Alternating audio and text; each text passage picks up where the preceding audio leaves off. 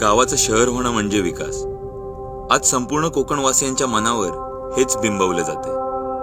आणि जर का आपण या पाशवी प्रलोभनांना भुलून इथे रिफायनरी सारखे प्रकल्प येऊ दिले ना, तर आपला राखणदार आपल्याला कधीच माफ नाही करणार. फार नाही, फक्त 20 वर्षापूर्वीची कोकणातील गावं पाहिली तर इथे धड रस्ते नव्हते, नोकऱ्या नव्हत्या, ना गावातून कारखाने होते, अगदीच काय वीज सुद्धा नव्हती.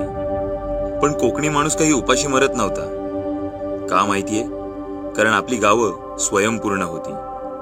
निसर्ग चक्राला आधार मानून नैसर्गिक शेती करत होता.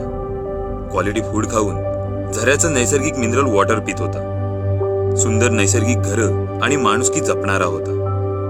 कोकणचं हेच सौंदर्य बघायला आज जगभरातून लोक येतात. मग ते टिकवायचं की रिफायनरीच्या भट्टीत त्याची राख रांगोळी करायची, हे आपल्या हातात आहे. कोकणकरांनो, वेळ